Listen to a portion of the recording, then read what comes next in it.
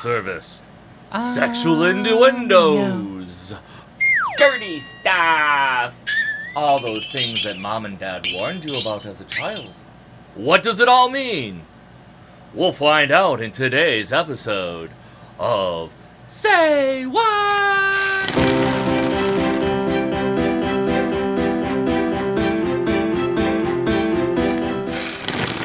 Hello and welcome to Say What? Where I go over various terms from Japan and from the United States, what they mean in both cultures so that we get a better understanding of things. Okay, so when we're looking at these various words from Japan, what do they mean? What do they mean over in Western culture? So let's start off with the basic word of ecchi. Ecchi means, like, it's a slang term in Japanese for playful sexual actions, flirtations. If it's used as an adjective, typically it will be used as such things as sexy or dirty or naughty. But if you want to use it as a verb, you have to combine it with another word, echisuru, which means to have sex. And if you use it as a noun, it's used to describe somebody of lavish behavior. The ecchi.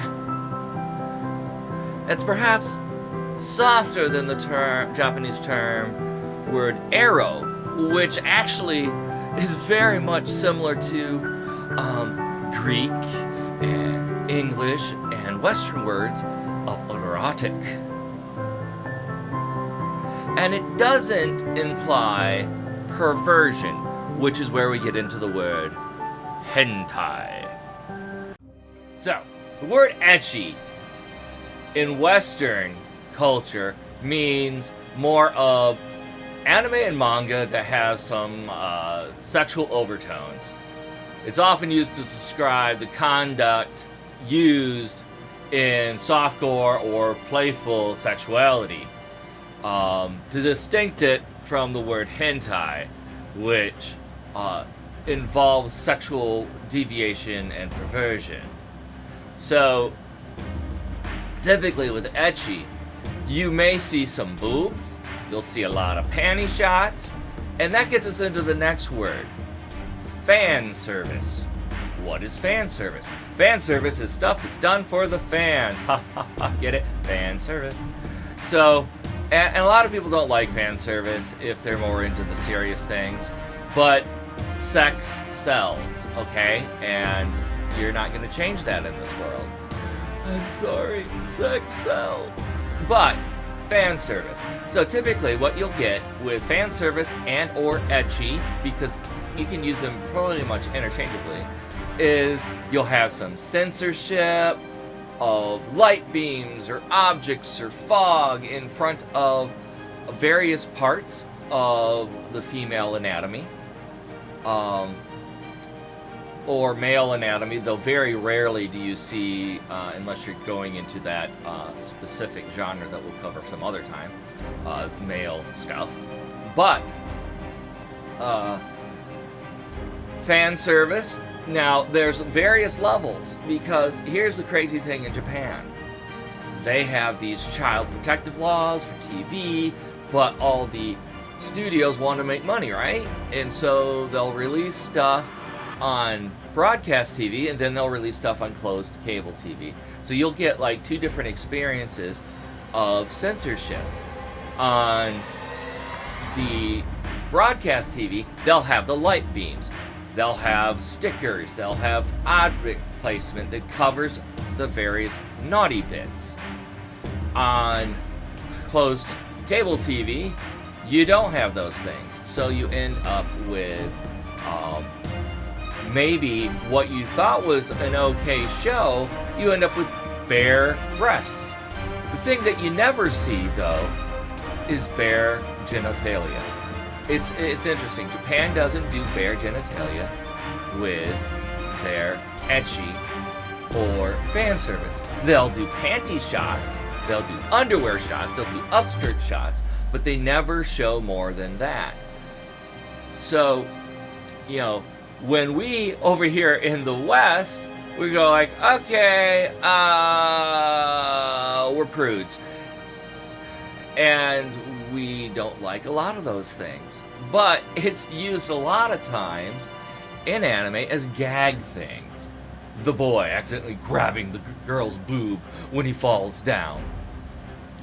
The accidental head being falling, tripping over and seeing up the girl's skirt, and she's like, "Did you see? Now I can't get married," because he saw her blue striped panties. So that is what ecchi and fan service is. But what about hentai? Is a lot more deviant, and that's where Japan's history comes into play. In the early 1900s, it was used to describe deviant sexual perversion. Hen means something is off, something's not right. So a lot of times, you'll even hear in anime the character saying, "I feel hen," when they're feeling sick, when they're not feeling right, something's not correct. So, hen. So then you add hentai, and it's something's not correct with the, just a second, I need to check my notes.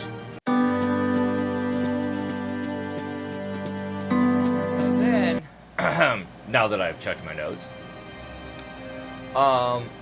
it was a form of science and psychology, even going as far as hentai was telepathy. But it came to mean abnormal sexual desire.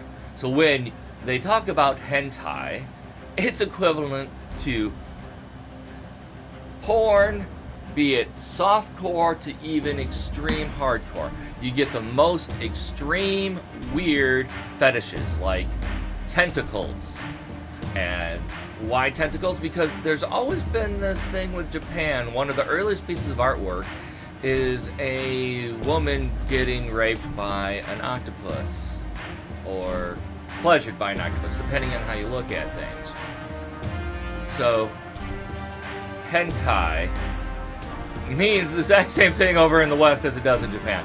It's nasty stuff. Now, I'm not going to get into the debate is it art or is it not? Because there's art in all the drawings.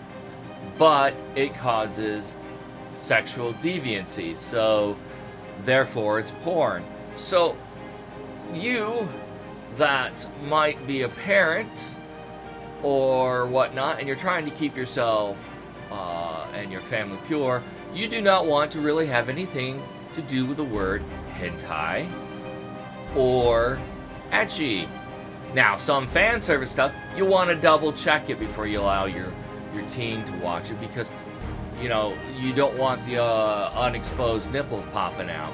Though some of the ecchi things will have the girls with the most protruding nipples you've ever seen, because you can see them underneath their clothing, and that's just part of the art style.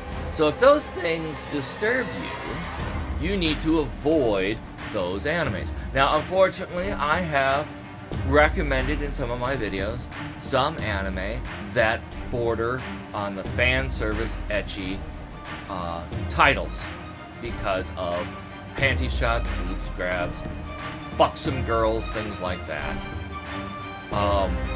But a lot of times the stories are really good. So it's a personal judgment call on what you accept and what you don't. My wife fondly calls, or not fondly calls, some of my Otaku box collections the boob girls, and she doesn't really care for them. But it is all good in the end. Now, you know, so this has been Say What? And I've been Professor Farragut. I hope you enjoyed today's show. If you do, please leave a like, a comment, subscribe. I'm trying to hit that golden number to get monetization. So each step along the way, I'm having a contest. If you want to know more about that contest, click on my website and go to the goals page, and you can learn about the contest where you, the viewer, can get incredible, awesome goods. So, remember folks, keep it real, be yourself, virtual or otherwise. Later.